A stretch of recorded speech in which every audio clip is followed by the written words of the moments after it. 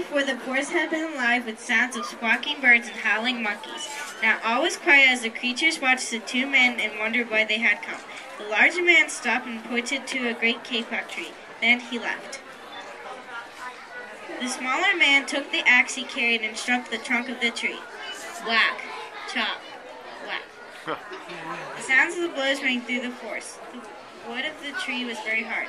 Chop, chop, chop. The man wiped off the sweat that ran down his face and neck. Whack, chop, whack, chop. Soon the man grew tired. He sat down to the rest of the fruit of the great kapok tree. Before he knew, the heat and hum of the forest had lulled him to sleep. A boa constrictor lived in the kapok tree. He slithered down its trunk to where the man was sleeping. He looked at the gash the axe had made in the tree. Then the huge snake slid very close to the man and hissed in his ear. Senor, please don't cut down this tree. It is my home, and many of my ancestors have lived here.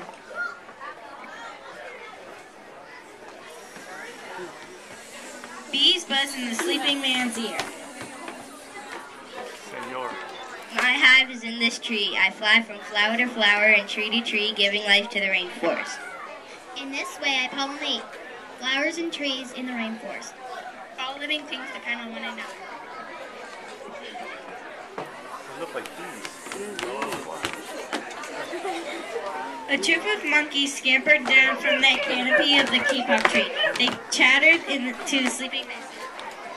If you continue to cut the trees down, the roots will die and the rainforest will become a desert. A toucan, a macaw, and a cock of rock flew down from the canopy.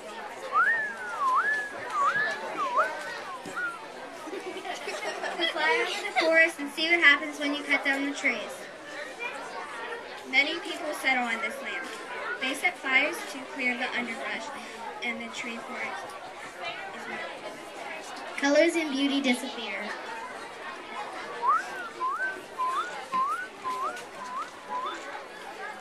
A bright and small tree frog crawled along the edge of the leaf. In a squeaky voice, they piped in the sleeping man's ear. Sir, if you cut down these trees, we'll all be homeless.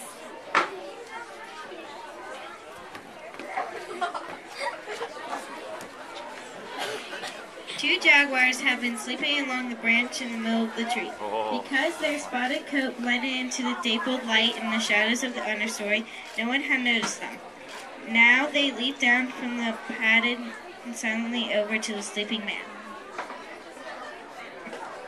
Senor, we feed on many animals in this tree, so please do not cut it down.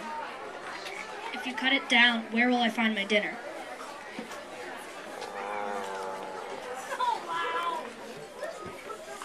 Tree porcupine swung down from the branch to branch and whispered to the man. Sir, if you cut down this tree,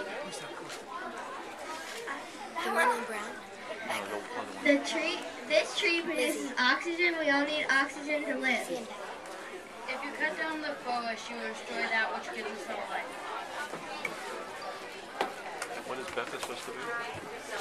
Porcupine. Two anteaters climbed down from the kapok tree with their young clinging to their backs. The unstriped anteater said to the sleeping man, Senor, you are not thinking of the future. You are not thinking of your own children who will live in a world without trees.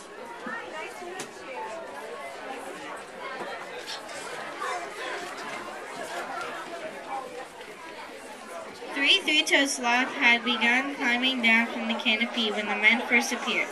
Only now did they reach ground. Plodding ever so slowly over to the sleeping man, they spoke in the deep and lazy voice.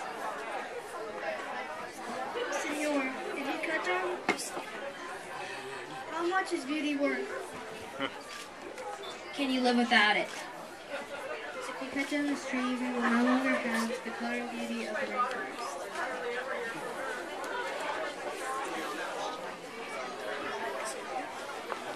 Good job, sloths. The child from a nearby tribe who lived in the rainforest now over to the sleeping man. she murmured in his ear. Senor, when you awake, look at us differently.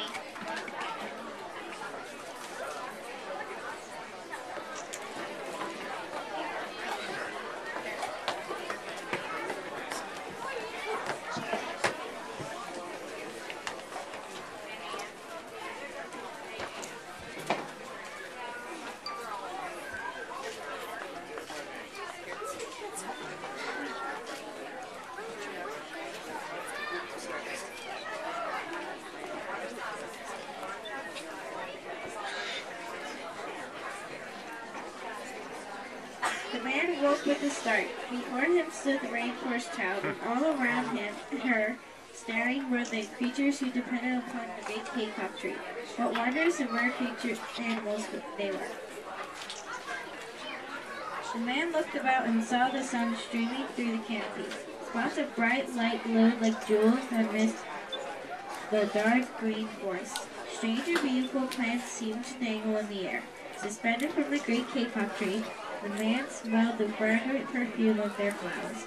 He felt the steamy mist rising from the forest floor, but he heard no sound, for the creatures were strangely silent.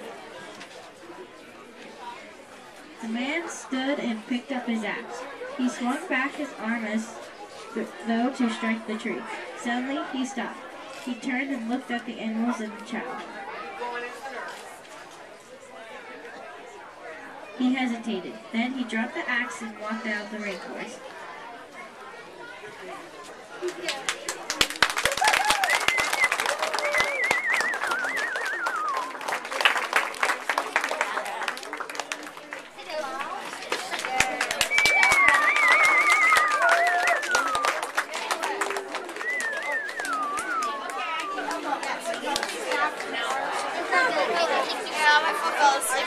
Waiting on my cat. I'm gonna go get up. Ready? Sarah!